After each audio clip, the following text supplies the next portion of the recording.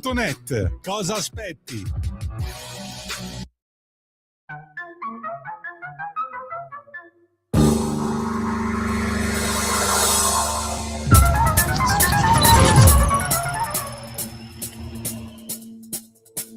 Va ora in onda Zoom, il drive time in mezzo ai fatti con Antonino Danna.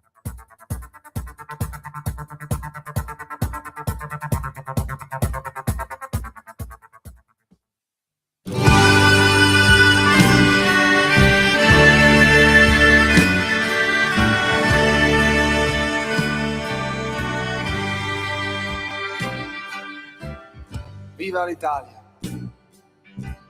L'Italia liberata! L'Italia del valzer e l'Italia del caffè. L'Italia derubata e colpita al cuore. Viva l'Italia! L'Italia che non muore. Viva l'Italia! Presa a tradimento. L'Italia assassinata dai giornali e dal cemento. L'Italia con gli occhi asciutti nella notte scura. Viva l'Italia, l'Italia che non ha paura.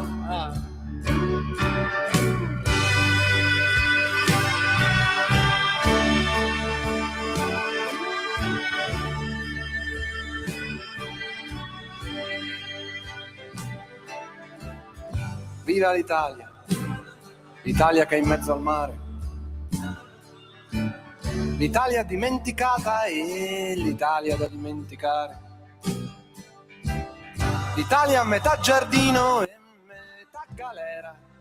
Viva l'Italia, l'Italia tutta intera. Viva l'Italia, l'Italia che lavora. L'Italia che si dispera e l'Italia che si innamora.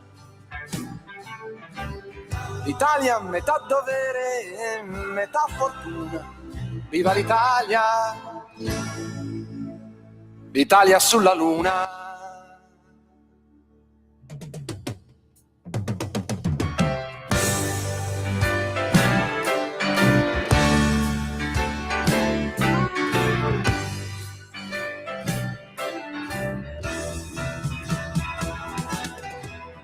Viva l'Italia, l'Italia del 12 dicembre. L'Italia con le bandiere, l'Italia nuda. Buonasera, di nuovo a voi la linea.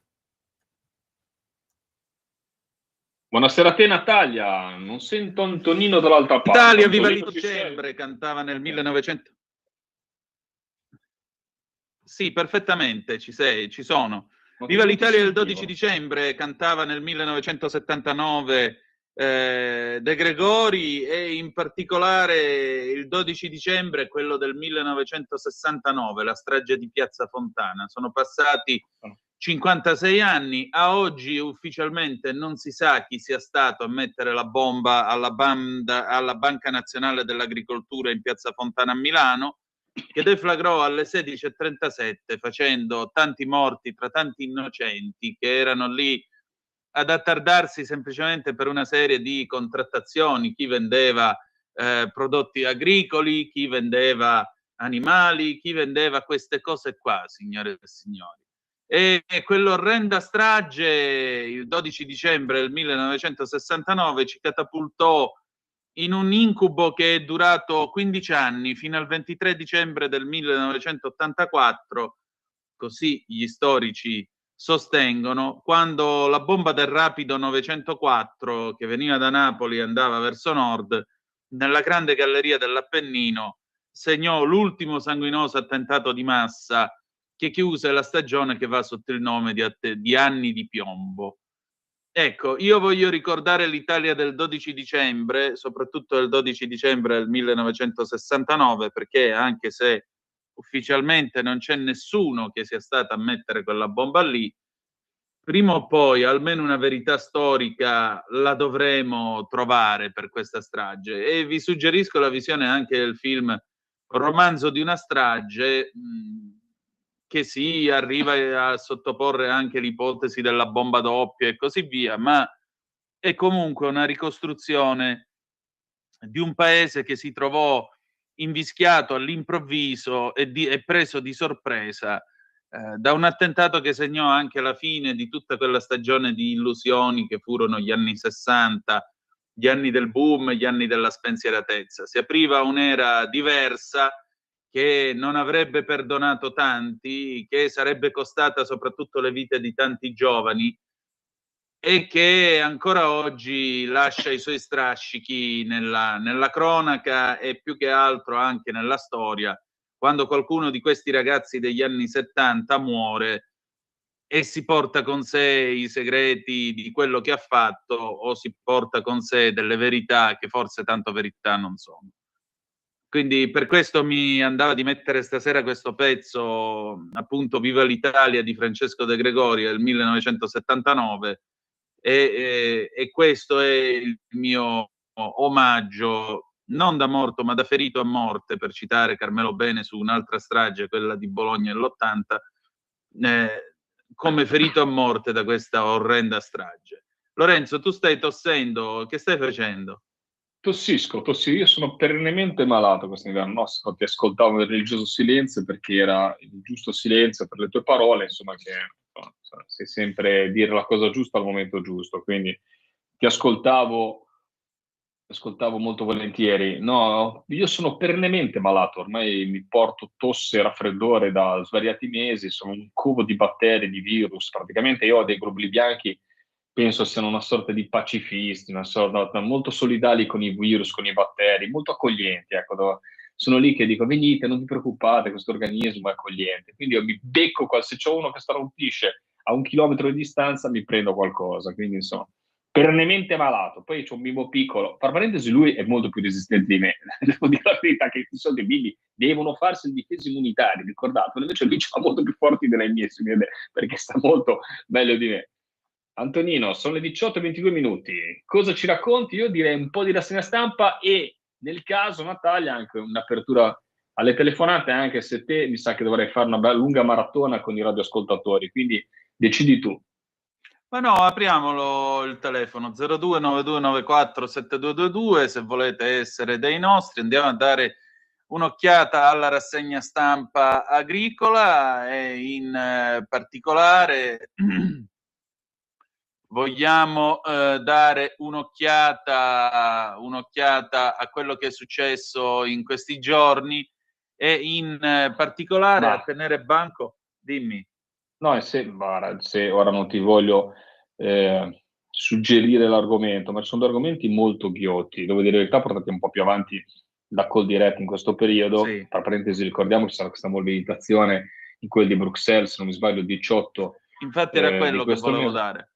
Bravo, perché siamo telepatici. La lettura, e vi spoilerò un po' l'articolo che vi darà Antonino, è proprio quella in cui abbiamo un mondo, Cina, Stati Uniti, che investono e aumentano le risorse per il mondo agricolo, per quindi la loro sussistenza alimentare, mentre l'Europa purtroppo va a tagliare i fondi per la politica agricola comune. Quindi insomma un bel match di teste, c'è anche di ideologia dietro, ci sono proprio, purtroppo ci sono due fronti questo frangente, mi sembra proprio di capire. Io sono uno di quelli che cerca di trovare la quadra su tutto, però qua c'è chi vuole veramente depotenziare il sistema agricolo e invece chi vorrebbe che comunque sia mantenere un sistema che funzioni, che abbia i giusti finanziamenti. Ricordiamo che abbiamo parlato con Campomenosi, ne abbiamo parlato con Filippo Pozzi, c'è la nuova programmazione. La programmazione prende una fetta di bilancio molto consistente a livello comunitario della programmazione della PAC. Non solo noi ridurremo le risorse di svariati miliardi, ma il grande problema è che potrebbero diventare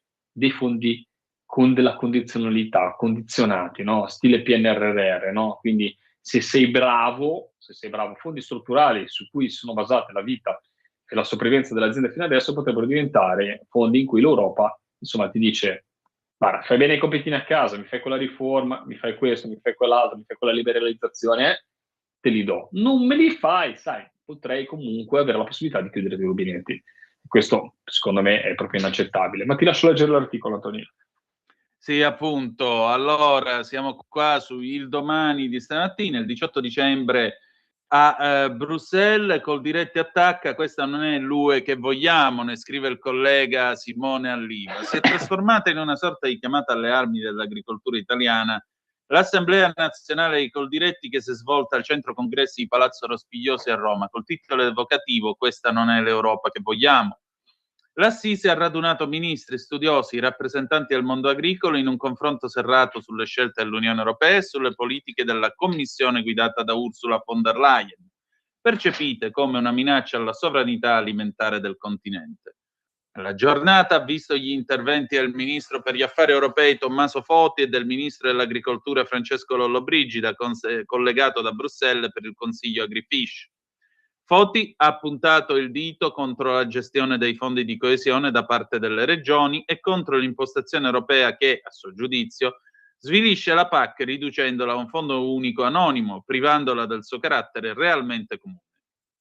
Una critica che si intreccia col tema del taglio delle risorse agricole, 90 miliardi in meno nella programmazione UE, di cui 9 a carico dell'Italia. Sul fronte agricolo, il presidente di Coldiretti, Ettore Prandini, non ha usato giri di parole, annunciando la mobilitazione del 18 dicembre a Bruxelles. Saremo in migliaia per cambiare l'Europa, non contro l'Europa, ma contro la tecnocrazia che ha smarrito i bisogni dell'economia reale. Nel mirino, oltre ai tagli PAC, anche la mancanza di reciprocità negli accordi commerciali come il Mercosur e il dilagante Italian Sounding, fenomeno che vale 120 miliardi contro i 73 record dell'export agroalimentare italiano 2025. L'abbiamo detto prima noi. A fare da contrappunto politico è stato il lungo intervento del segretario generale di Coldiretti Vincenzo Gesmundo, che ha accusato le elite europee di aver smarrito i principi fondativi dell'Unione, denunciando un sistema decisionale sempre più centralistico e sempre meno democratico, dove un pugno di non eletti influenzerebbe scelte decisive per i cittadini. Un dibattito reso più acceso dagli interventi del filosofo Massimo Cacciari, dei giornalisti Domenico Quirico e Marcello Veneziani e del professor Felice Adinolfi. Cacciari ha parlato di una supremazia del sistema tecno-finanziario che sta inglobando la politica, mentre il professor Adinolfi ha ricordato che mai come oggi gli agricoltori europei rappresentano un corpo intermedio capace di mobilitarsi e incidere sul futuro dell'Unione. A sostenere il quadro critico sono arrivati i risultati dell'indagine Coldiretti Censis presentata in assemblea. L'80% degli italiani giudica l'Europa distante dalle esigenze quotidiane, il 72% ritiene insufficienti le regole sulla concorrenza internazionale, il 68% chiede controlli più severi alle frontiere su cibo importato per garantire qualità e salute. Non si tratta di euroscetticismo, ma di una richiesta forte di riforma e di un'unione più vicina alla vita reale delle persone, ha spiegato il direttore del Censis. I dati Coldiretti sottolineano anche un altro elemento: l'export agroalimentare italiano nel 2025 raggiungerà il record storico di 73 miliardi di euro, con una crescita nei mercati strategici come la Germania più 7% e la Spagna più 15%. Il vino domina le esportazioni, seguito da ortofrutta trasformata, formaggi, pasta, olio d'oliva. Per Prandini un risultato epocale, frutto dell'identità e della qualità dei nostri prodotti, premiati anche dall'iscrizione della cucina italiana nel patrimonio immateriale dell'umanità dell'UNESCO. Tra i temi centrali anche la candidatura dell'Italia a ospitare la nuova Autorità Europea delle Dogane, indicata da Coldiretti come strumento essenziale per aumentare i controlli sulle importazioni, oggi fermi a una media del 3%. Omogeneità e rigore, ha detto Prandini, sono indispensabili per difendere filiera e lavoro dei produttori. L'assemblea si è chiusa con un messaggio netto: il 18 dicembre a Bruxelles si terrà la più grande manifestazione agricola dell'anno. Coldiretti porterà in Europa la protesta di migliaia di agricoltori, un rumore, ha promesso il segretario Gesmundo, che sarà solo l'inizio. Ma scusami, ma come può andare avanti? Io a volte ritorno un po' in fase primordiale, ma ci vorrebbero più esperti di noi, da Carlo Cambia, tante persone che hanno seguito anche l'evoluzione di questa Europa da tempo e ne hanno scritto tantissime pagine sui giornali. Ma scusami, ma un Parlamento che non ha diritto di fare una proposta legislativa, che è, diciamo, può valutare solamente le leggi, le proposte che arrivano dalla Commissione. Le modifica, e quando a volte è successo anche in passato a livello di regolamenti, le ha modificate troppo in maniera, diciamo, andando incontro alle esigenze degli stati, poi la Commissione li ha ritirati perché ha detto così modificata non va più bene. Ma dov'è il passaggio che ti può rappresentare a livello di cittadino? Ora, io sono di quello che la democrazia rappresentativa ne vedo tante problematiche, ma è il sistema che dovrebbe funzionare. Il miglior sistema che può... Democrazia diretta è molto difficile, lo vediamo anche paradossalmente col referendum, quando andiamo a votare non ci va quasi nessuno. Ma porca miseria, ma noi votiamo della gente che va a livello del Parlamento europeo, non può proporre una legge e quando la modifichi troppo ti viene anche ritirata. Che potere può avere un europarlamentare?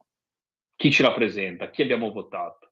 Capisci che è drammatica questa situazione. Poi c'è il trilogo col Consiglio, però sarebbe bello ogni tanto chiamiamo Campo e ce lo facciamo rispiegare un po' come funziona, perché i nostri radioascoltatori sono più bravi di noi e lo sanno meglio di noi. Ma come può garantirti un dibattito democratico vicino alle persone, una struttura dove comunque le carte le dà sempre la Commissione? C'è il commissario che viene comunque rappresenta viene detto dai governi comunque rappresentativi votati dal popolo, ma poi ci sono tutti gli apparati burocratici che governano su tutto, sapete molto bene, sono quelli che rimangono negli anni. Però quindi è veramente una tecnocrazia. Mi senti? Lorenzo? Io ti sento bene, comunque sono le 18:30 con questo pensiero così mi andava di fare su come è strutturata la UE, la Comunità Europea, comunque il Parlamento Europeo, i poteri del Parlamento Europeo, magari lo approfondiamo una volta, proprio parlando di agricoltura, perché poi insomma le decisioni arrivano da lì, per tutta politica sovraordinata su agricoltura e pesca. Vi saluto, ci vediamo il prossimo venerdì, ci avviciniamo a Natale, quindi magari facciamo qualche sorpresa per il futuro, dai, va bene? Va bene.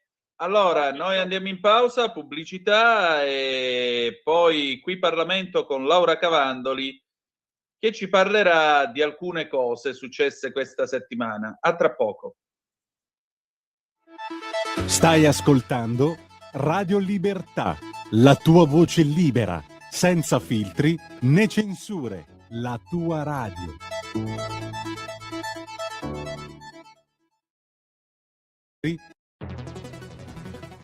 Ogni giorno migliaia di notizie ci raccontano i fatti che accadono in Italia e ogni giorno c'è una voce fuori dal coro. Quotidiano di Sicilia, il quotidiano d'Italia. L'informazione che ribalta i luoghi comuni. Una vera visione dei fatti. L'Italia vista da sud. Ogni siciliano che vive in Italia e nel mondo è una risorsa. È protagonista della crescita della nostra nazione. Dai forza alla crescita della nostra isola, abbonandoti al QDS digitale più archivio a soli 99 euro anno.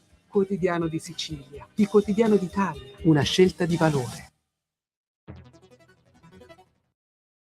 Lo amiamo perché ci offre sempre le cose più buone e naturali. Linea Alberto Acerbis. Se qualcuno Natale, ciao amici e ciao a tutti, buona mattina, buon pomeriggio, sono Alberto Acerbis. Se qualcuno a Natale dice porco cane, sì, la Letizia non ne abbiamo già, siamo già quasi verso la fine, ve lo dico perché insomma permettetemi, dopo 35 anni che sono nel mondo dell'olio con qualche migliaio di famiglie, noi sono numero chiuso. Letizia 59 euro, ve ne ho parlato, una confezione bellissima, ma però io devo fare il regalo al Signor Dutour, perché il Signor Dutour insomma, voglio qualcosa di straordinario. Allora fai una bella cosa, chiedi informazioni per quanto riguarda la confezione che si chiama dono. Chiama 030 68 40 408, tu non vuoi sbattimenti, hai ragione, chiami qui, dici mi spieghi com'è la confezione dono, o meglio ancora vai a vederla sul sito olioacerbis.com, vai, sezione natalizia, vedi la confezione dono e capirai che tu, mentre gli altri si rompono i marron glacé a girare su tangenziale, a litigare, coppie che saltano, psicologi che devono unire le famiglie distrutte per i regali di Natale, ma hai visto che il regalo non era bello, dovevi regalare questo, te l'avevo detto, fai una bella cosa, relax 030 68 40 408 oppure tramite il nostro sito olioacerbis.com, vedi tutto, già che sei lì magari buttaci dentro qualcosa tipo 3 bottiglie di olio, 6, quello che vuoi. Ciao, alla prossima, vi voglio bene. Qui Parlamento.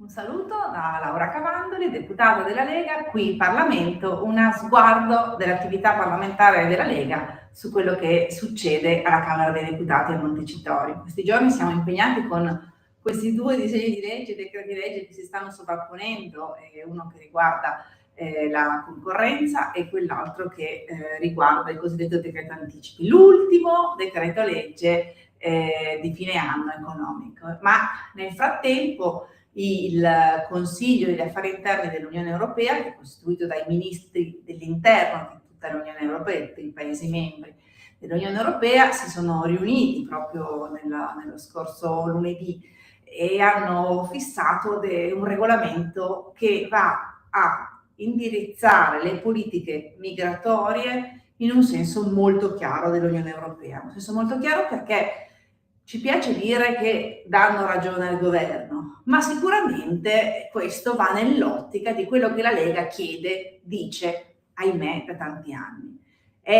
Quindi c'è quindi una stretta su quello che è la posizione dei migranti irregolari, una stretta che va nell'ottica di agevolare i rimpatri, agevolare la possibilità quindi di queste persone che sono irregolari sui nostri territori, di tornare nel loro paese d'origine.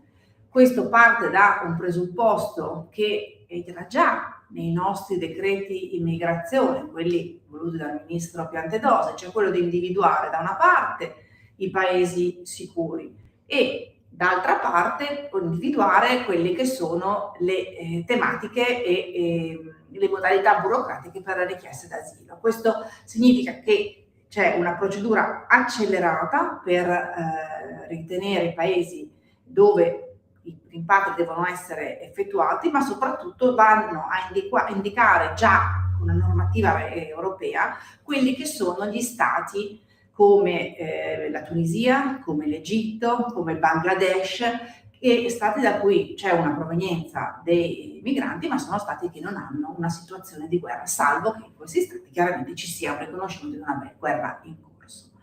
C'è un altro passaggio molto importante, che è quello del riconoscimento della possibilità di mettere hub per migranti in stati terzi, quindi quello che è il modello Albania, che tanto viene criticato, tanto è stato criticato dal Partito Democratico e dalla sinistra, e in realtà diventa veramente un modello, questa volta esemplificativo per quello che riguarda l'intera Unione Europea.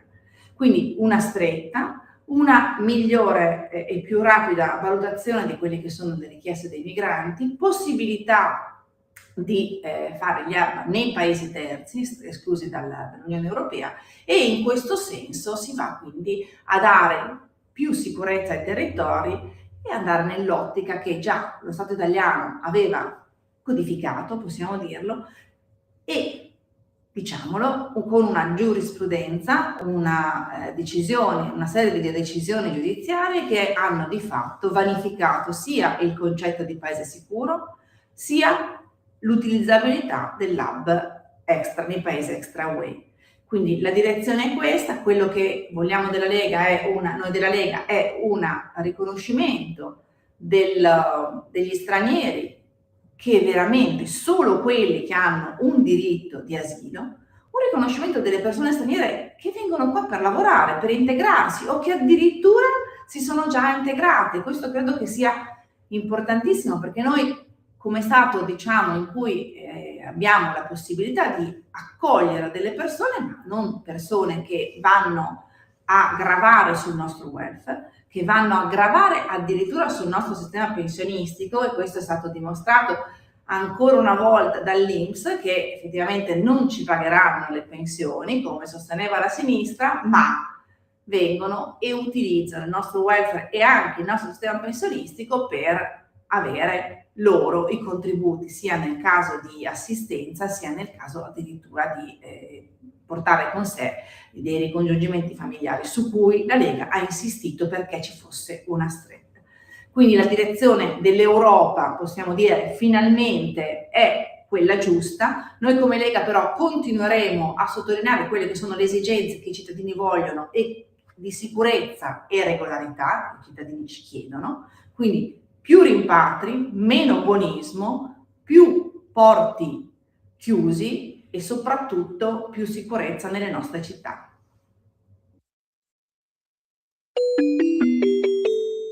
Qui Parlamento.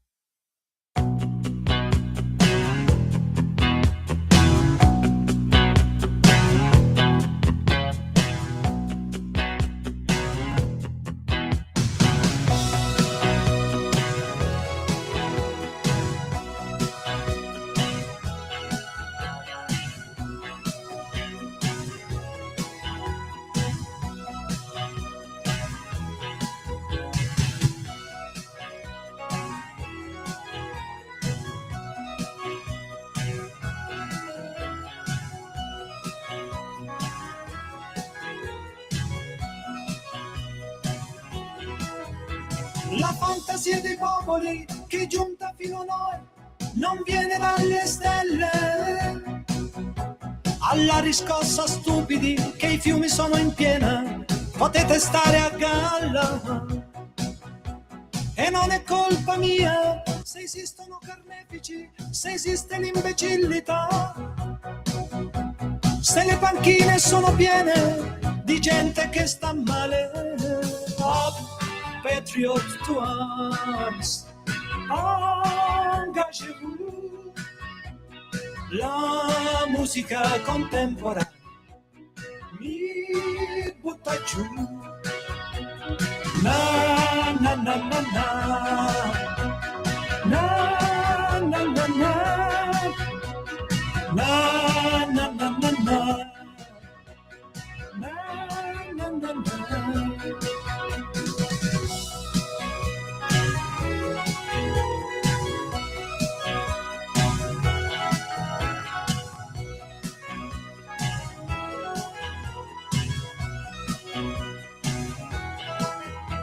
L'Ayatollah Khomeini per morte e santità abbocchi sempre all'amo. Di nuovo a te la linea, Antonino.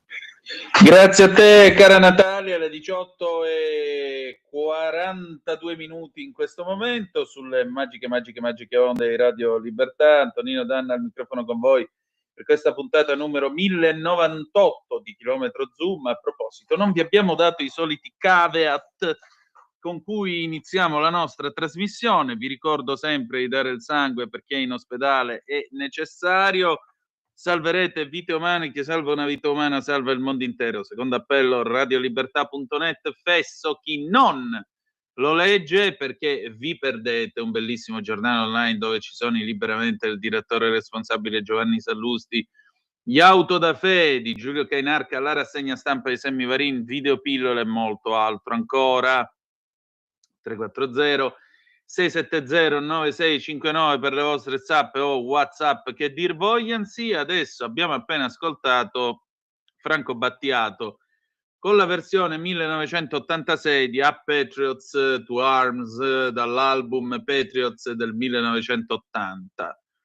Io vi porto adesso in Israele, dove un visitatore, anzi un collega, che è Giancarlo Gioielli, è di ritorno proprio da Israele e ci racconta un po' com'è la situazione in attesa dell'inizio di questa fase 2, auspicata, attesa, pregata, sperata fase 2 del piano Trump per porre fine a questa benedetta questione medio orientale.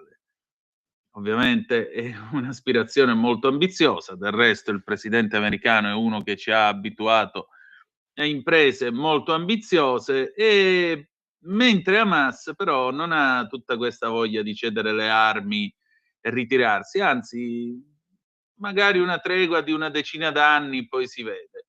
Beh, state a sentire che cosa mi ha raccontato l'amico Giancarlo Gioielli di ritorno appunto da Israele e Palestina. Vai pure Natalia. E allora, il nostro gradito ospite di questa sera è Giancarlo Gioielli, giornalista, collega di ampio valore che ha ampia esperienza in tema di Medio Oriente. Giancarlo, senti, io so che sei di ritorno proprio da Israele. Sì. E siamo alla fine dell'anno, c'è Hamas che dice vogliamo 10 anni di tregua, la fase 2 Sì. sarà difficile da far partire, manca il corpo di un ostaggio. Insomma, qui come va a finire per quest'anno secondo te? E poi che news hai tu? Allora, beh, la primo dato, questa dichiarazione di Hamas, che chiaramente non potrà essere accettata da nessuno, 10 anni di tregua, ma soprattutto senza la consegna delle armi da parte di Hamas e con la pretesa da parte di Hamas della garanzia che comunque Hamas farà parte del corpo dirigente, diciamo così, della futura amministrazione di Gaza qualora Israele si ritirasse. Quindi pone tre condizioni: non consegnare le armi, 10 anni di tregua, terzo la possibilità di restare al potere. Dopo quello che è successo il 7 ottobre, evidentemente non è all'ordine del giorno, non è all'ordine del giorno nemmeno per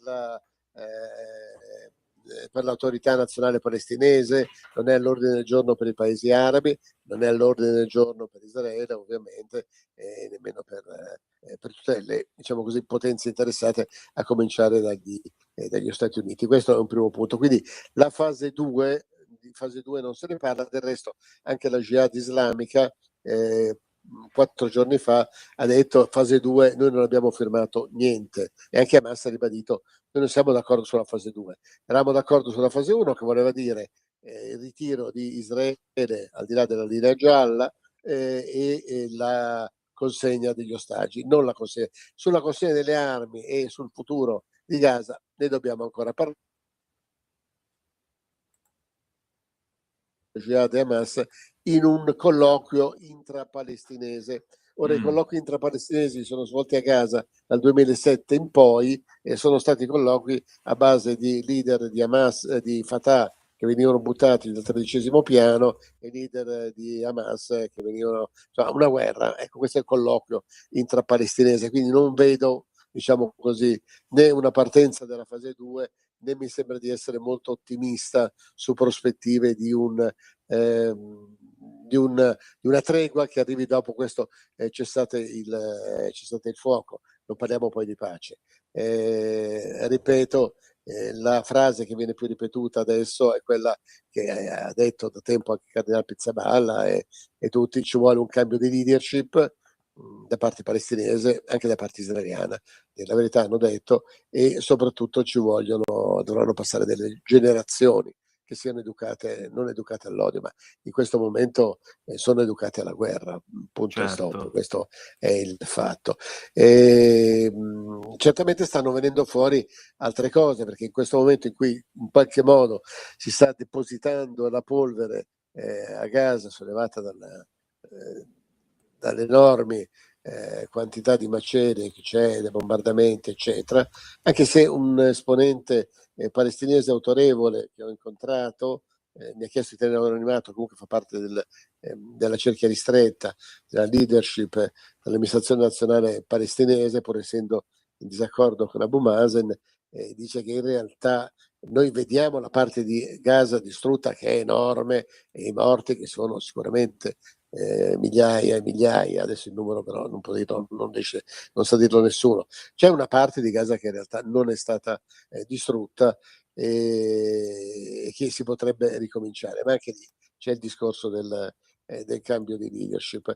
A domanda precisa su chi potrebbe essere il leader palestinese che potrebbe guidare questa nuova leadership, la risposta che mi è stata data dai palestinesi non lo sappiamo, non sappiamo dirlo, anche perché se si votasse adesso comunque una quota consistente dei palestinesi voterebbe ancora a favore di Hamas. Questo non vuol dire che tutti i palestinesi stanno con Hamas, questo vuol dire che però molti palestinesi sono ancora sotto il controllo di Hamas, e quindi a sondaggi rispondono così, che poi quello che poi veramente pensano è difficile da dirlo. Io ho fatto 3 nomi, ma mi si dice Dalan, che era l'ex capo di Fatah, cacciato da Hamas da Gaza, mi hanno riso in faccia, anche perché Dalan è accusato di aver ucciso Arafat dalla parte dell'autorità nazionale palestinese, ma qui siamo in un campo dove è molto difficile entrare.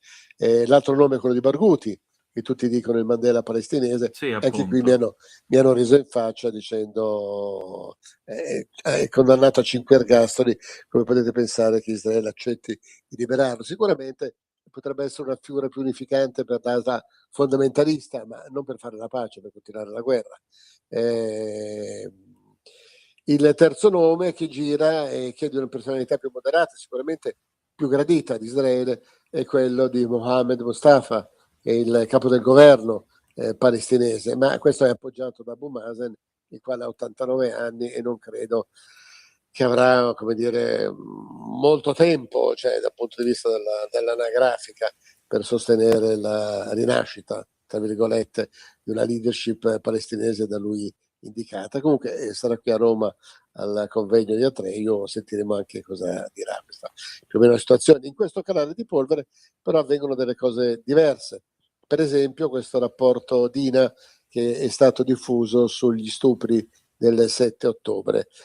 Questo è un dato interessante, se poi possiamo approfondirlo, abbiamo 2 minuti a approfondirlo, perché un primo rapporto dell'ONU, il rapporto di Pamela Patten, indicava che in effetti gli stupri c'erano stati, ma era un rapporto che è stato fatto nell'immediato del 7 ottobre e molte persone che erano state o erano state uccise o vittime di violenza o avevano assistito alla violenza non volevano testimoniare, o perché traumatizzate o perché oggettivamente le donne, una donna o anche un uomo violentato in quella situazione si vergogna poi di parlare.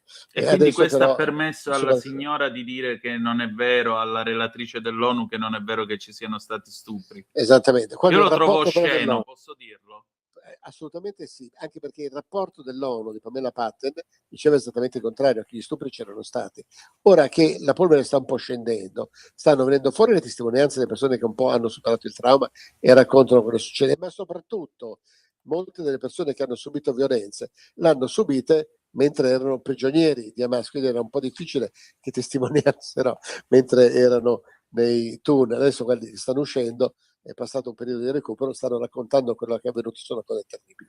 Sono venute fuori le prove forensi che Israele in un primo momento e anche video non aveva diffuso, anche per rispetto delle famiglie, e sono prove terrificanti perché dimostrano come non solo di violenze ci sono state, ma anche come sono state fatte queste violenze, con mutilazioni spaventose e non voglio andare oltre, insomma, però a queste persone sono stati infilati nei genitali di tutto. Questo di fronte alle famiglie. Il rapporto va avanti, però fa 2 passi avanti rispetto a questo orrore che si racconta, ed è che in questo non si tratta di stupri sempre condannabili, sempre orrendi, tra virgolette ordinari, cioè con un intento sessuale, ma come dire, messaggi chiari di distruzione della genitalità, della sessualità, cioè ciò che fonda la vita. Questo tipo di stupri, di devastazioni dei genitali è un messaggio del vogliamo annientarvi, certo. Vogliamo annientare la famiglia, vogliamo annientare la nazionalità, vogliamo annientare la comunità di cui la persona violentata, stuprata, mutilata nella genitalità a cui la persona appartiene. Quindi è un messaggio lanciato, un messaggio orrendo, ma un messaggio oltre che un atto di violenza. Ma questo rapporto Dina, che è stato fatto da persone di altissimo livello, sia giuristi che psicologi, sia scienziati, oltre ad analizzare anche i dati dei medici forensi, fa altri 2 passaggi. Uno appunto è quello relativo al perché sono stati compiuti questi stupri.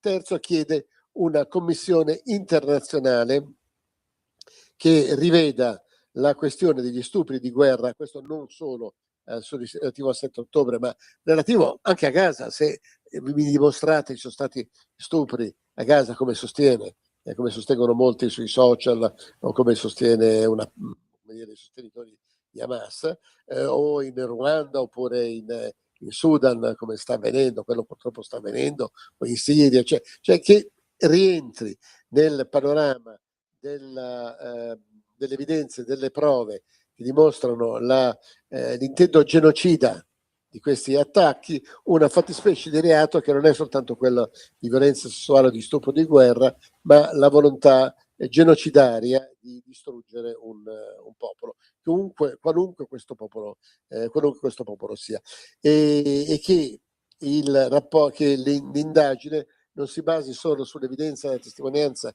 della persona violentata, anche perché in molti casi poi è morta e ha poco da raccontare, ma anche sulla base delle testimonianze oculari, e prende in esame anche i video che peraltro sono stati diffusi da Hamas, che non sono stati presi in considerazione finora. Circolano, ma per esempio Israele non li ha fatti vedere molto. Secondo me dovrebbe farli vedere di più. Avere questo coraggio è molto brutto, perché ho visto foto, ho visto video, eccetera, francamente che non sono facilmente diffondibili, ma sicuramente a livello di Nazioni Unite, a livello di Commissione di Camera Penale Internazionale, a livello di comitati devono poter circolare per capire cosa è veramente successo. E comunque, ripeto, Dina chiede una commissione internazionale super partes che accerti questo. Devo dire che io ho fatto un articolo su questo, su Tempi, si sono scatenate una quantità di odiatori, di haters pazzeschi, che sostanzialmente sostenendo tre cose. Uno, che non è vero, che non ci sono state queste violenze, quello che dice l'albanese. Due, che se ci sono state se lo meritavano. Terzo, che comunque se ci sono state se lo meritavano, ma comunque a farle è stato l'esercito israeliano per poter avere la scusa per l'attacco genocidario a Gaza.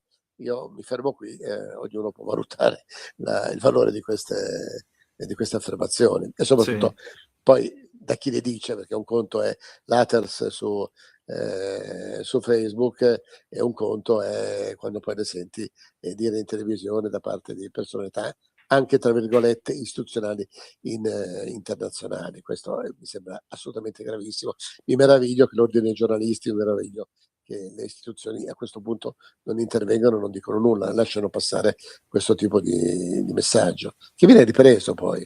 Sì, anche troppo direi. Viene ripreso e tu vedi gente peraltro che di queste cose probabilmente ne capisce come io ne capisco di fisica atomica, che però concione e ti dice ma voi non capite, siete proprio degli stupidi, vi bevete la propaganda di Israele, qua, là, sono tutte balle, tanto dietro il 7 ottobre c'è sempre Israele. E questo io lo trovo orribile, soprattutto da parte di donne. Cioè, a me l'idea che delle donne facciano propaganda a favore di una banda di assassini che nei loro confronti ha tutto fuorché rispetto, questo io lo trovo assurdo. Quando sento parlare, il patriarcato, quella, cavolo, più patriarcato di quello di Hamas, eppure nessuno dice niente. Questo è pazzesco. Sì, è una contraddizione, è evidente, come quello che avviene in Afghanistan, come le persone che sono state uccise da Hamas appena ripreso il controllo del territorio, fucilate in strada, su video diffusi da Hamas, perché Hamas queste cose non le nasconde, le dice. Le donne lapidate da parte dell'ISIS a suo tempo, no, di quello non ho mai visto manifestazioni in piazza, né e questo è un altro aspetto del discorso, cioè il doppio standard diventa veramente schizofrenia mentale, io credo. Decisamente. Senti, ma in tutto questo, allora, Hamas vuole essere ancora del gioco, però e tu non mi deporre dici, le armi, sì. Ecco, però tu mi dici, e vabbè, ci sono 3 nomi che potrebbero essere presi in considerazione per la guida in futuro di Hamas.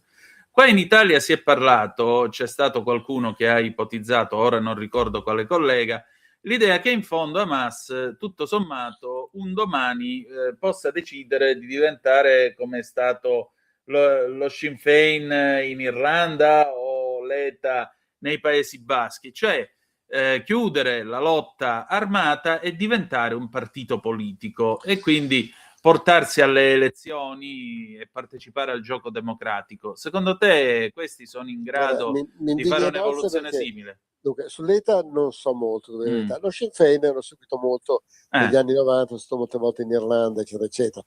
E c'è la differenza perché il programma dello Sinn Féin non era quello di distruggere la Gran Bretagna, era quello di annettersi alla Repubblica Irlandese. Certo. È una cosa un po' diversa. Hamas ha nel programma la distruzione di Israele, from the river to the sea, dal fiume al mare, vuol dire l'annientamento di Israele.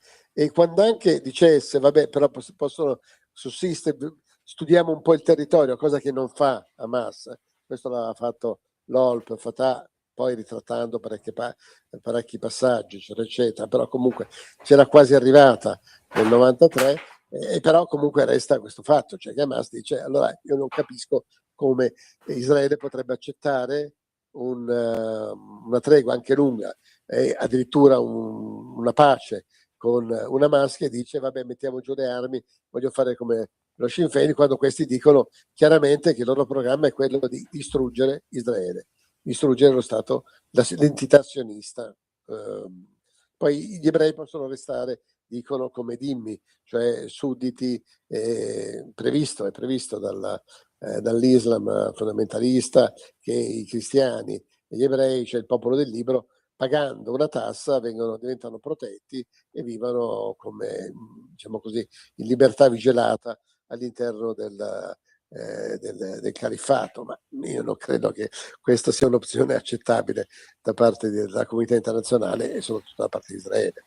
E beh, chiaramente. Senti, in tutto ciò si comincia a parlare della grazia per Netanyahu, però Netanyahu, da quello che leggo qui sulla stampa italiana, sembra proprio avere idea, vabbè, sì, mi danno la grazia, ma io resto in politica, non mi ritiro, non mi faccio da parte. Lui chiede la grazia per poter restare in politica, questo l'ha detto. Ci saranno elezioni il 26 e qui sarà Israele, che comunque resta un paese democratico che deciderà, diciamo così, se continuare a votare Netanyahu. E saranno dei giudici che giudicheranno Netanyahu. Devo dire che ci sono due paradossi. Uno, che il primo ministro di un paese in guerra debba presentarsi 3 volte alla settimana davanti a una giuria per parlare per 5 ore di reati che sicuramente, come dire, sono perseguibili se fossero accertati, ma reati, diciamo così, di corruzione, comunque reati, però questo lo fa da 5 anni, un processo che si potrebbe concludere, visto che le evidenze, se ci sono sotto gli occhi, gli interrogatori che deve raccontare ci sono, che lo condannino se deve essere condannato. Se lui vuole la grazia, la vuole per restare. A quel punto sarà il popolo israeliano che voterà e deciderà se volerlo come primo ministro. Saranno i giudici israeliani, che comunque c'è un giudice a Gerusalemme che deciderà se può restare.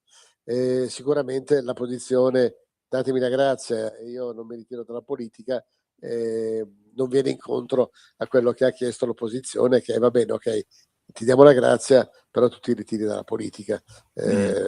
Questo Netanyahu non mi sembra avere nessuna intenzione di farlo, anche perché comunque con il sostegno di Trump lui intende andare avanti. Non spera molto nel sostegno dell'Europa, questo no, ma è convinto ancora di avere la maggioranza del paese in mano. Certo, ma secondo te può essere confermato lui?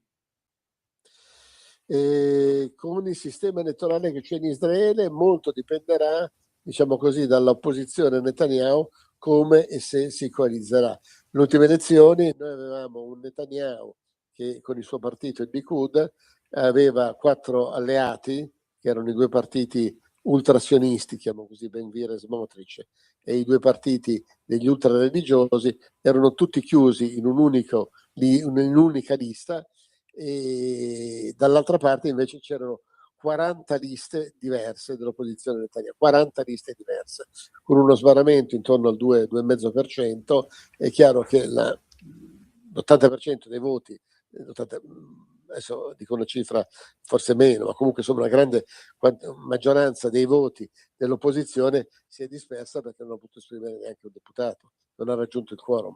Dico 40 liste, è chiaro che disperdono i voti.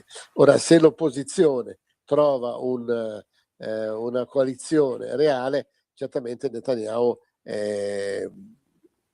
non è affatto sicuro che venga rieletto, anzi probabilmente potrebbe essere sconfitto, ma deve trovare una coalizione che in questo momento non vedo, perché abbiamo diverse figure che sono Bennett, che ha recuperato, prima ha detto che sarebbe ritirato e poi adesso è ritornato con un partito religioso, diciamo così, moderato. C'è Lapid, che è una figura, diciamo così, sostanzialmente liberale come posizione, che è molto popolare perché è stato anche un conduttore televisivo, eccetera, eccetera, però non gode di grandi sostegni di molti voti, però sicuramente può essere una figura aggregante. C'è Lieberman che rappresenta la parte degli ebrei emigrati in Israele dai paesi dell'est Europa, e anche questo è un altro aspetto. Ora, se queste forze, e poi ci sono altri diversi partiti, ci sono i partiti arabi, eccetera, si coalizzassero, Netanyahu potrebbe essere sconfitto.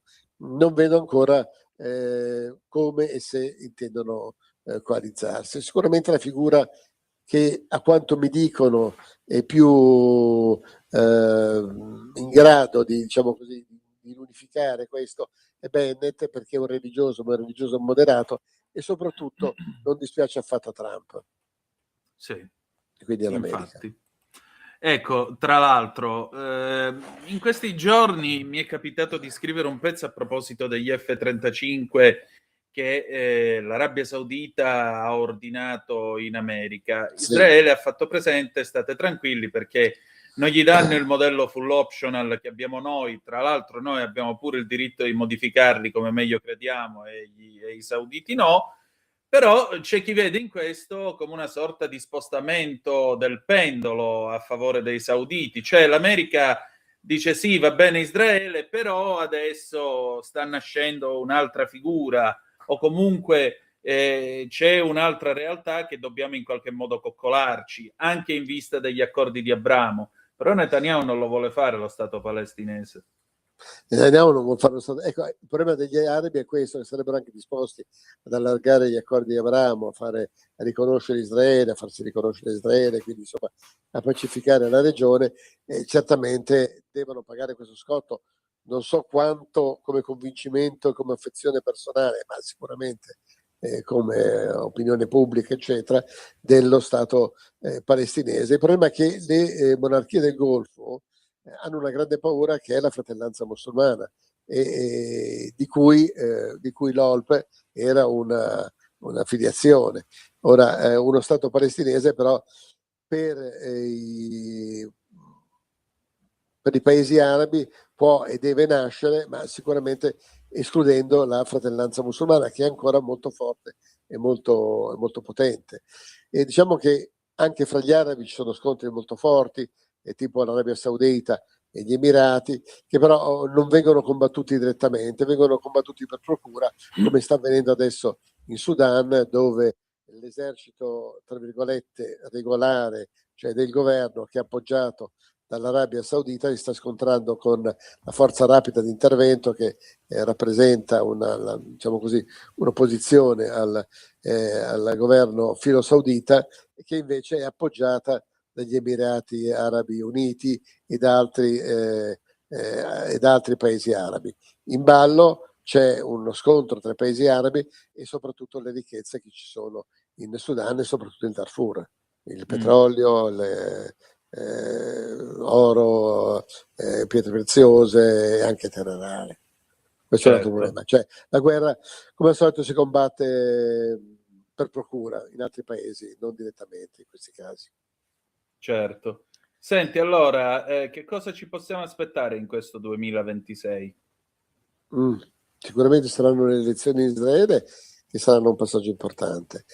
Trump ha detto che vuole risolvere tutto prima di Natale, e non so bene come, non ho capito come. Non credo che Hamas ceda le armi e si fermi. Potrebbe ripartire la guerra di Gaza, perché alla fine la tregua reggerà, ma fino a un certo punto, e a quel punto potrebbero andare fino in fondo. Non so se e come potrebbero raggiungere un accordo, e però il grande problema adesso di Israele non è tanto Gaza, perché non si sente minacciato da Gaza, perché da Gaza non viene una minaccia, non c'è più una minaccia esistenziale per Israele, come Israele aveva percepito il 7 ottobre, e la minaccia esistenziale per Israele continua a venire dall'Iran, di cui non abbiamo parlato finora, paese sciita, paese non arabo, paese in rotta ovviamente con gli altri paesi arabi, il quale continua nella sua politica sul nucleare, più in sordina, meno clamoroso, ma a quanto pare non abbia ancora rinunciato a questo. E anche quello è un altro punto aperto. Bisogna vedere la Russia a questo punto che ruolo giocherà, e a questo punto, perché purtroppo Toussaint c'entra l'Ucraina, vedremo cosa accadrà da quelle parti. L'impressione è che Trump e Putin sull'Ucraina siano già abbastanza d'accordo, peccato che l'Ucraina non sia d'accordo. L'Europa è stata mollata da Trump con le dichiarazioni che abbiamo sentito e non mi sembra che sia in grado di sostenere militarmente l'Ucraina e andare a fare la guerra con la Russia.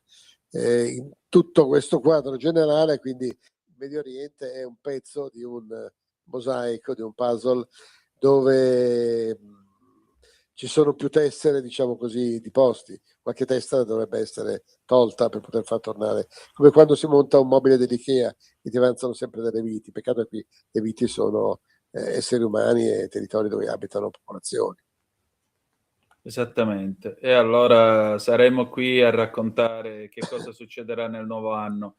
Grazie ancora. Grazie a voi e Giancarlo. un saluto a tutti gli ascoltatori.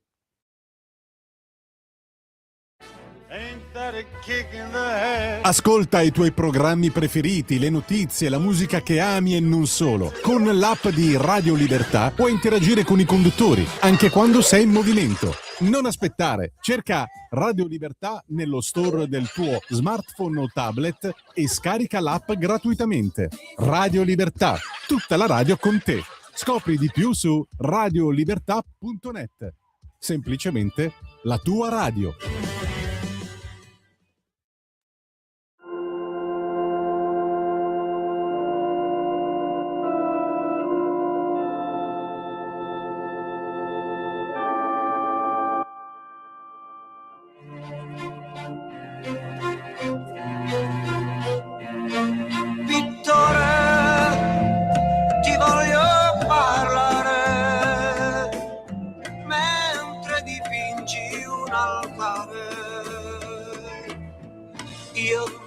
Sono un povero negro ed una cosa ti prego, pure se la Vergine è bianca, fammi un angelo negro. Tutti i bimbi vanno in cielo, anche se son solo negri. Lo so, dipingi come perché disprezzi il mio colore, se vede bimbi negri, il Dio sorride a loro. Non sono che un povero negro, ma nel Signore io credo, che so che tiene d'accanto anche i negri che hanno pianto.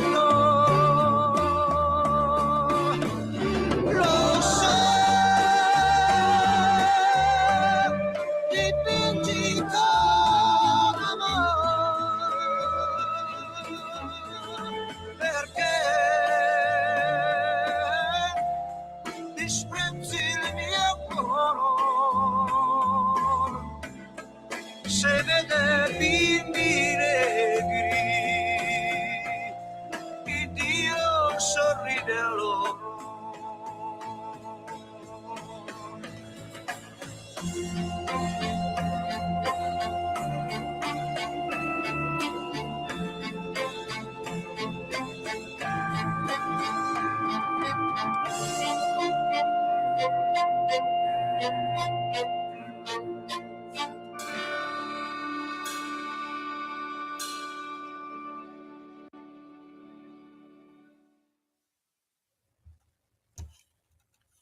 Antonino, a te la linea. Yeah.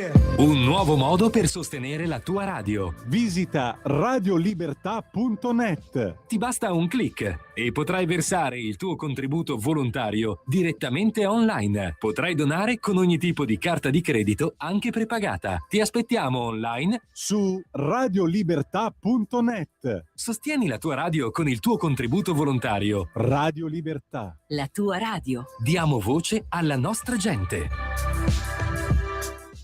Antonino, a te la linea. Grazie cara Natalia, alle 19, 14 minuti e 46 secondi sulle magiche onde di Radio Libertà. Avete appena ascoltato Fausto Leali con Angeli Negri, anno di grazia 1968. Sono le 19:15, da questo momento il telefono è aperto fino alle ore 19:45, quando chiuderemo la nostra trasmissione di questa sera. Intanto vi dico che domani, come sempre, alle 8 ci sarà il grandissimo Pier Vittorio Scimia con la rassegna stampa, poi ci sarà ovviamente Liberamente del nostro direttore responsabile Giovanni Sallusti, e poi alle 9:40 circa il garage dell'Alfista, torna Giovanna Scaglione insieme con Alex Cereda per le ultime 2 puntate dedicate a questo speciale alla figura dell'immenso Franco Scaglione. L'ultima puntata dell'anno 2025 del garage dell'Alfista sarà niente po' di meno che il 27 di dicembre, e poi riprenderà Sava Sandir nel 2026, per la precisione riprenderà il 3 gennaio 2026, sabato. Mentre vi ricordo che il telefono è aperto allo 0292947222 se volete essere dei nostri, se volete mandarci qualche zappa 340 670 9659. La strage di Bologna, ti ricordi Abu Abbas? Ci scrive Luigi.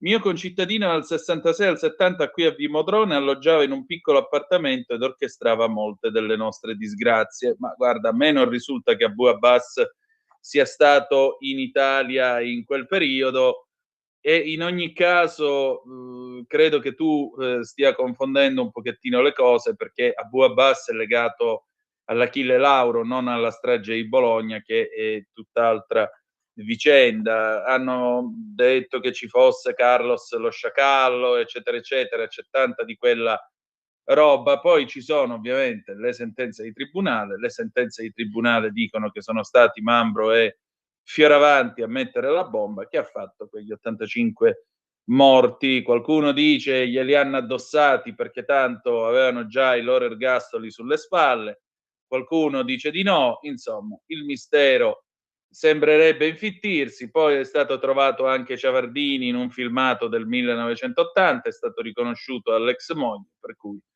probabilmente questa come possiamo dire, probabilmente c'è ancora una volta una verità sancita dai tribunali, e poi magari c'è Francesco Cossiga che dice che probabilmente è stato un incidente successo a un palestinese che stava andando a fare un attentato in Germania. Chi lo sa. Prima o poi magari si aprirà qualche archivio da qualche parte che noi nemmeno sospettiamo e verrà fuori qualcosa, così come erano venuti fuori gli appunti di Licio Gelli che potrebbe aver finanziato la strage, e così via. Va bene, andiamo a vedere adesso le agenzie di questa sera. ANSA, il Presidente della Repubblica, Mattarella: minacciare l'arma nucleare è un crimine contro l'umanità. Al Quirinale la cerimonia dello scambio degli auguri di fine anno col corpo diplomatico, parole sante. I Dem pubblicano nuove foto di Epstein con Trump, Clinton, Bannon e Gates, che però non provano assolutamente nulla. Il Cremlino sull'Ucraina: il cessate il fuoco solo dopo il ritiro ucraino dal Donbass. Zelensky: gli USA vogliono il ritiro dal Donbass, ma serve un referendum.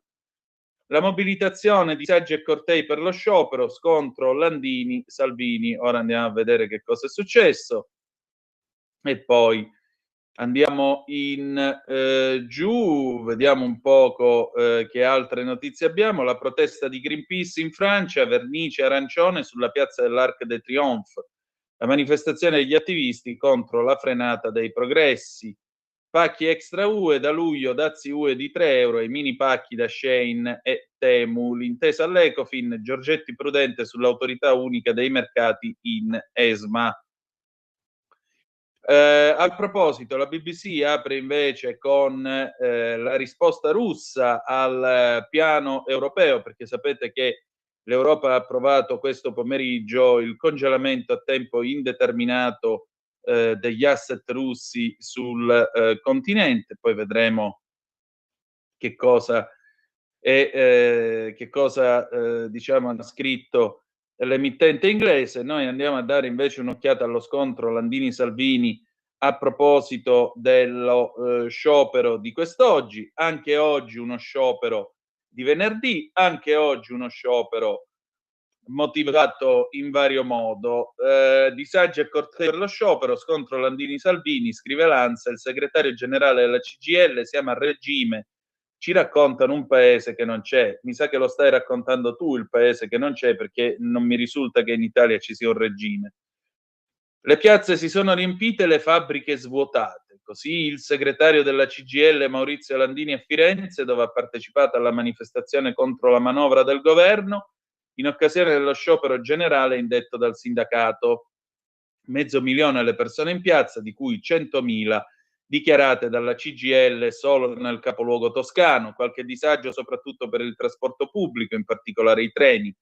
Scontato il balletto di cifre sull'adesione, col sindacato che parla del 68% di astensioni, il ministro dell'APA Paolo Zangrillo, che inizialmente parlava di un 20% di dipendenti pubblici in sciopero e poi ha attestato una partecipazione all'8,2%. Dobbiamo far parlare il paese reale, perché dobbiamo raccontare quel che succede. Qui siamo ormai a un regime, ci raccontano un paese che non c'è, una quantità di balle, che tutto va bene, tutto sta funzionando. Non è così, dice Landini. La mobilitazione odierna ha rinfocolato la polemica a distanza con il ministro dei trasporti Matteo Salvini, che aveva definito irresponsabile bloccare il paese. Noi stiamo facendo il nostro mestiere, quello che non fa Salvini, la replica del segretario della CGIL. Salvini non era quello che nella campagna elettorale ha detto che avrebbero cancellato la Fornero se c'erano loro? Sono quelli che dicevano che bisognava aumentare i salari. In realtà, accusa Landini, stanno solo aumentando la rendita finanziaria, la rendita immobiliare, i profitti, e stanno facendo condoni su condoni. I condoni su condoni sono la rottamazione quinquies, un altro buon motivo per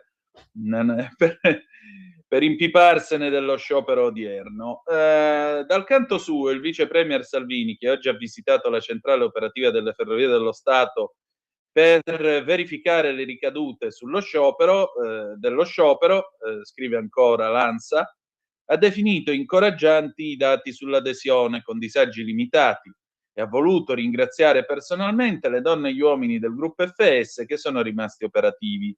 Landini ha in particolare sottolineato l'urgenza della riforma fiscale.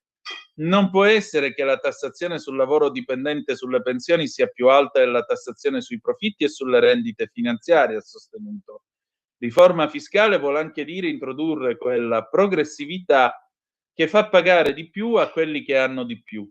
Insisteremo per fare in modo che le 500.000 persone più ricche del nostro paese abbiano un contributo di solidarietà per ricavare quei soldi che sono necessari per investire su sanità pubblica, scuole, asili e politiche industriali.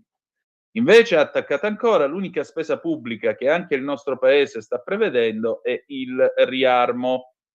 A Firenze il segretario della CGIL ha anche annunciato il lancio a giorni di una raccolta di firme per presentare in Parlamento una legge di iniziativa popolare per una vera sanità pubblica, ricordando che siamo il paese che spende meno rispetto alla produzione industriale e alla nostra situazione attorno al 6% del PIL, quando la media in Europa è del 7,5%. E ancora, altra iniziativa politica, la costituzione di un comitato del no per il referendum sulla giustizia, perché noi, quando la Costituzione è in discussione, scendiamo in campo.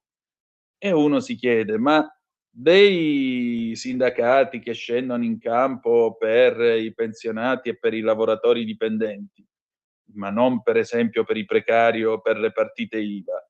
Ecco, che cosa ci azzecca, per dirla con Di Pietro, che cosa ci azzecca con il referendum sulla giustizia? È un sindacato o è un partito politico? E se è un partito politico, che venga a sottoporsi al giudizio degli elettori e dopo vediamo quanti seggi piglia in Parlamento. Insieme a Landini, continua Lanza, a sfilare nel corteo fiorentino i leader di AVS Nicola Fratoianni. Il paese non ce la fa più. Non è disponibile un'altra legge di bilancio fatta di austerità e di tagli, ha detto. E Angelo Bonelli, che ha accusato la Meloni di nascondere con la propaganda la crisi economica e sociale. Per quanto riguarda le altre manifestazioni, secondo la CGIL oltre 40.000 persone nelle piazze dell'Emilia Romagna, 15.000 a Torino, altrettante a Milano e a Palermo, migliaia in Puglia, Abruzzo e nelle altre regioni, senza scontri né tensioni. Sul fronte delle adesioni la CGIL parla del 68%, ma dal governo arrivano numeri diversi. Cifre diverse sono quelle che arrivano dal ministro della pubblica amministrazione Paolo Zangrillo, che conta un 8,2% di astensioni e parla di ennesimo sciopero fallito. È uno sciopero fatto, dice il ministro, perché l'Italia sta andando bene e quindi Landini deve scioperare perché deve protestare contro un paese che sta recuperando credibilità internazionale. Ancora più basso è il dato che arriva dalle scuole. Per il Ministero dell'Istruzione alle 15, con una rilevazione sul 51,88%, l'adesione nazionale allo sciopero è del 3,86%, fra le più basse registrate in questi ultimi 3 anni. Quindi, ancora una volta, uno sciopero che evidentemente i cittadini italiani non hanno sentito. O comunque la stragrande maggioranza dei cittadini italiani non ha sentito. 0292947222 se volete essere dei nostri per telefono, oppure 340 670 9659 se avete voglia di intervenire attraverso la zappa o il WhatsApp, che dir vogliasi. Io vi dicevo appunto della Russia, della reazione russa all'idea dell'uso degli asset congelati in Europa. Sentite un po' cosa scrive la BBC. La Russia sta prendendo delle azioni legali in risposta alle mosse da parte degli alleati europei dell'Ucraina di servirsi degli asset congelati di Mosca per aiutare Kiev a finanziare l'esercito e l'economia. La banca centrale russa sta portando in tribunale la banca belga Euroclear in un tribunale di Mosca e funzionari russi accusano l'Unione Europea di un atto di furto, signore e signori.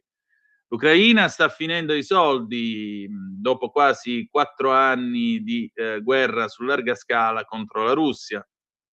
Per l'Europa, scrive ancora la BBC, la soluzione di collegare il buco di bilancio di Kiev, pari a 135 miliardi di euro per i prossimi 2 anni, si trova nel denaro congelato che è dentro i depositi di Euroclear, e i leader europei sperano di firmare questo accordo al summit di Bruxelles la prossima settimana. In totale la Russia ha qualcosa come 210 miliardi di euro di asset congelati nell'Unione Europea, asset che sono stati congelati pochi giorni dopo l'inizio dell'invasione su larga scala dell'Ucraina nel febbraio del 2022, e 185 miliardi di questi sono detenuti da Euroclear. L'Unione Europea e l'Ucraina suggeriscono che il denaro debba essere utilizzato per ricostruire tutto ciò che la Russia ha distrutto. Bruxelles lo chiama come prestito di riparazione e ha anche progettato un piano per far crescere l'economia ucraina al ritmo di 90 miliardi di euro. È semplicemente il minimo sindacale il fatto che gli asset congelati russi debbano essere utilizzati per costruire ciò che la Russia ha distrutto. E quel denaro quindi deve diventare nostro, dice il presidente ucraino Volodymyr Zelensky. Il cancelliere tedesco Friedrich Merz dice che gli asset permetteranno all'Ucraina di proteggersi da sé in maniera efficace contro futuri attacchi russi. L'azione presso i tribunali russi era attesa in quel di Bruxelles e il commissario europeo per l'economia Valdis Dombrovskis ha detto quest'oggi che le istituzioni finanziarie europee sono pienamente protette contro eventuali procedimenti legali. Ma non è solo per questo, dice ancora la BBC, che Mosca è scontenta. Il Belgio infatti è preoccupato che possa essere colpito con un'enorme multa se tutto dovesse andare storto e l'amministratore delegato di Euroclear, Valérie Urbain, ha detto che servirsi di questi soldi potrebbe destabilizzare il sistema finanziario internazionale. Euroclear ha anche qualcosa come 16-17 miliardi di euro immobilizzati in Russia.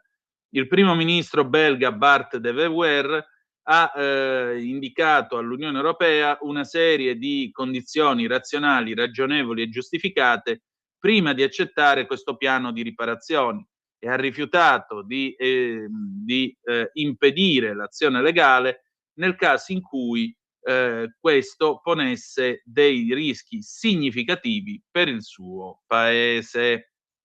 Le 19:30, andiamo in pausa, ci sentiamo una canzone del 1993 di US3, Cantaloupe, e poi torniamo, anche perché dopo c'è pure Pierluigi Magnaschi che incombe. A tra un po'. Radio Libertà. In un mondo in cui i mezzi di informazione vanno verso una sola voce, una radio che di voci vuole averne tante.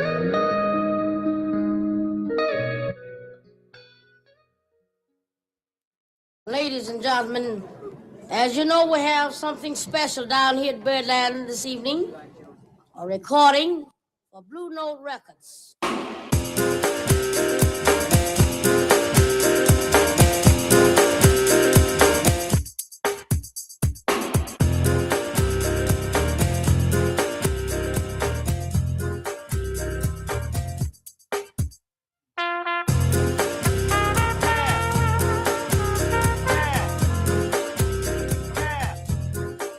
What's that?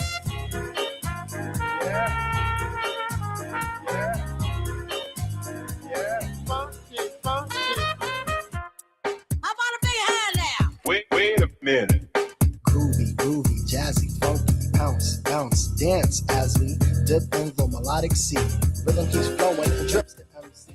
Sweet sugar pop, rocks and pop. You don't stop till the sweet beat drops. I shall improve as I stick and move. Vivid poems recited on top of the groove. Smooth mind, floating like a butterfly. Notes set afloat, sung like a lullaby. Brace yourself as the beat hits ya. Dip, trip, flip, fantasia.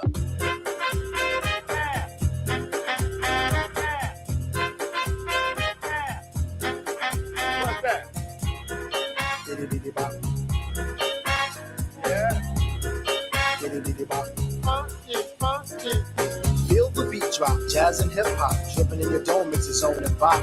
Funk confusion, a fly illusion, keeps you coasting on the rhythm you're cruising. Up, down, round and round, rhyme profound, but nevertheless you got to get down. Fantasy freak through the beat so unique, you move your feet and sweat from the heat. Back to the fact, I'm the Mac and I know that. The way I kick the rhyme, someone call me a poet. Form steady flowing, growing, showing sights and sound. Caught in the groove, invitation I'm found. Many tripped and tore upon the rhymes they soared to an infinite height, to the realm of the hardcore. Here we go, off I take ya. Dip, trip, flip, fantasia.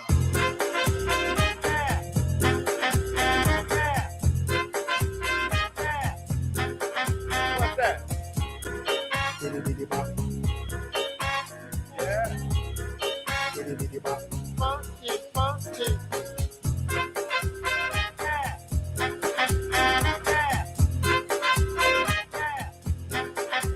that? Diddy bop. Yeah. Diddy bop. Funky. A te la linea, Antonino.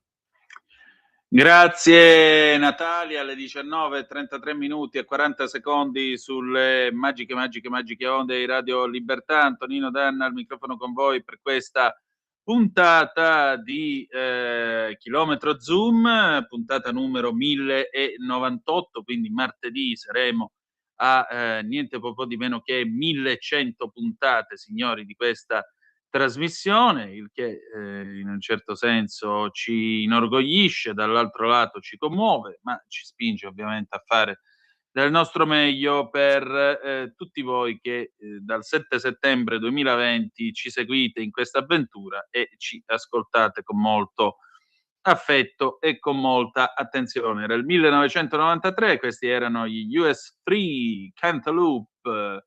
Qualcuno di voi se lo ricorderà perché questa era la musica dell'intervallo di Radio 2.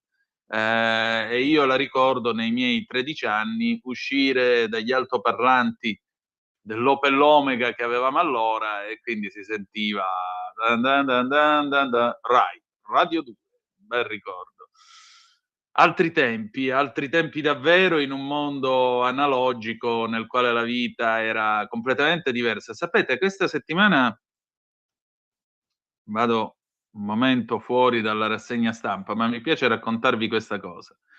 C'è stato un dibattito sulla pagina Facebook Recensioni Malsane Reloaded, è una pagina curata da un appassionato, diciamo, del mondo degli anni 60-70, e lui parlava dei cosiddetti boomer, parlava di un certo benaltrismo che fa un certo tipo di boomer, il fatto di questa esaltazione continua dei bei tempi andati, che il mondo era più bello, era tutto più straordinario, quella. Io ho osservato questo, secondo me alcuni dicono era tutto più bello, era tutto più splendido, la gente aveva più rispetto, che poi non è vero, perché se tu vai a vedere per esempio gli archivi dei giornali, negli archivi dei giornali molto spesso ci trovi storie di orrendi omicidi, gente che veniva tirata giù dalla macchina e pestata a sangue per una precedenza non data e così via. Quindi, come vedete, la cattiveria c'era pure allora ed è anche abbastanza efferata, i casi non mancano. La verità qual è? La verità è che probabilmente molti dicono però a quei tempi era meglio, la vita era meglio, quella semplicemente perché questo è un mondo che corre con un passo drammatico. E posso capire che molto spesso questo passo così drammatico faccia paura per le evoluzioni continue che ha la tecnologia. Pensate che nel giro di una decina d'anni, forse meno, le nostre strade saranno popolate di umanoidi che faranno lavori ripetitivi, per esempio dentro le fabbriche, con buona pace di Landini che ancora parla di queste cose. Per esempio, in America alla BMW già esistono degli androidi, degli umanoidi che fanno il lavoro ripetitivo in catena di montaggio per esempio, passare pezzi di ricambio, montare le ruote su un'automobile, contribuire all'assemblaggio della vettura e così via. Domani probabilmente questi robot saranno in grado di fare tutto un lavoro di sorveglianza notturna, di vigilanza che non so quanti esseri umani vogliano fare ancora, tanto per dire. Un altro esempio, a Chicago stanno sperimentando la consegna porta a porta che viene fatta con dei cassonetti, veri e propri cassonetti con 4 ruote guidati dall'intelligenza artificiale che hanno un raggio d'azione di una decina di chilometri dal punto in cui loro partono. Arrivano, vengono caricati, tu sai col computer che quello è il cassonetto che sta arrivando per essere caricato, che ne so, col cibo, la spesa, l'acqua minerale, la pizza, quello che vuoi tu, e poi il cassonetto da solo riesce attraverso Google Maps a muoversi sui marciapiedi o eventualmente anche sul margine destro della carreggiata e arriva preciso davanti a casa tua. Tu vieni avvisato dall'app, apri il cassonetto, tiri via le tue cose e quello se ne riparte, torna alla base, va a ricaricarsi. Certo, se uno pensa al progresso di questi anni, a come sono cambiate le cose, a come cambieranno ancora, è vero, fa paura. E allora forse chi vede questo mondo che va in maniera così veloce dice ma non lo capisco, quel mondo di prima lo capivo di più perché quel mondo di prima camminava col mio passo. Sì, certo. non vuol dire che fosse un brutto mondo, attenzione, non era meglio o peggio, era semplicemente diverso. Perché in quel mondo nel quale tutti si volevano bene, se uno si beccava un cancro, i medici allargavano le braccia e poi quando uno moriva scrivevano è morto per un male incurabile, perché si aveva anche paura a dire la parola tumore o cancro. E io ne so qualcosa. Quindi dice, ma e allora? E allora la memoria è certamente analogica. Se io devo scrivere, scrivo su un foglio di carta che 300 anni esisterà ancora, mentre i floppy da un mega e 44 sono roba ormai che sta nei musei, forse. Se devo fare una fotografia, se la devo scattare, la scatto con la pellicola, perché 300 anni la pellicola la metti contro il sole e la vedi. Se crepa il telefonino non vedi più nulla. Però questo non mi impedisce di vivere sfruttando il meglio dell'uno e dell'altro. Perché certo, se penso alla possibilità di andare in onda in questa trasmissione, la possibilità di fare le differite, di registrare, tutta roba che sì, però le facevamo pure noi col Nagra, sì, ma a che velocità? Con quali vantaggi? Io qua con un semplice computer ho la mia registrazione, la taglio, la sistemo, la metto a posto, se cade la telefonata riesco a giuntare le due parti della registrazione, non ce n'è nastro adesivo, qua è tutta roba elettronica ovviamente. Quindi mi avvantaggio. Se devo scrivere per Italia Oggi e devo fare 2 pezzi, non è che io posso perdere tempo a scrivere un pezzo a macchina, rifarlo, appallottolare la carta, telefonare al dimafonista, che ora non esiste più, e dettargli il pezzo che poi verrà ridettato ancora una volta al linotipista che lo compone. Ma stiamo scherzando? Lo fai con Word o con quello che è, io ho LibreOffice, ti metti, lo scrivi e lo mandi per posta elettronica, ed è un attimo. Ecco, dovremmo non avere paura di questo mondo che pure corre, che pure sembra imperscrutabile. Cioè, forse, e questa è una cosa che io non ho sentito da nessuna parte, così come non ho sentito molta attenzione verso i 60 anni dalla conclusione del Concilio Vaticano II l'8 dicembre scorso. Ma il concilio già alla metà degli anni 60 l'aveva detto nella Gaudium et Spes, questo è un mondo molto più pericoloso di quello di prima. E parlavamo dell'era atomica, il concilio si apre nei giorni della crisi dei missili di Cuba, l'11 di ottobre del 62, quindi col rischio concreto di una terza guerra mondiale. E la Gaudium et Spes dice sì, è un mondo più pericoloso, però è altrettanto vero che è un mondo in cui sono aumentate enormemente le possibilità di fare del bene e tra queste certamente ci sono tutti i progressi che fa la medicina per la nostra salute, per migliorare le nostre esistenze, tutti i farmaci che vengono scoperti, tutti gli interventi che si fanno e così via. Tutta roba che negli anni 60 era semplicemente fantascienza. Se uno si guarda Il medico della mutua di Alberto Sordi, dice ma possibile che negli anni 60 si facevano cose di questo genere negli ospedali? Eppure, quella era la tecnologia. Si sono fatte le 19, 42 minuti e 49 secondi, 0292947222, se qualcuno di voi vuole dire qualcosa, abbiamo ancora 3 minuti scarsi a partire da adesso, anzi 2 minuti perché sono le 19:43, oppure noi ci prepariamo a chiudere la nostra trasmissione dandovi appuntamento appunto domani, vi ripeto, alle 8 ci sarà il grandissimo Pier Vittorio Scimia con la sua rassegna stampa, come sempre fatta in maniera precisa e puntuale.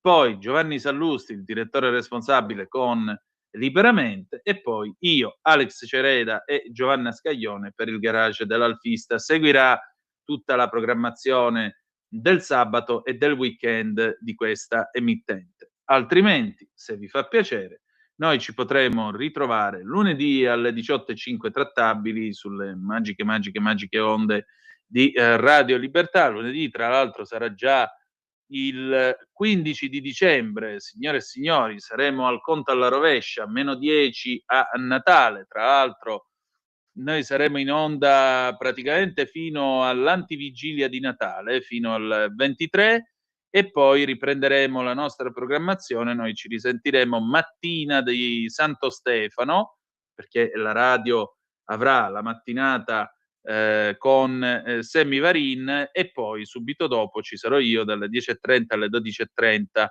a Santo Stefano con questa edizione, diciamo, sotto l'albero di Zoom.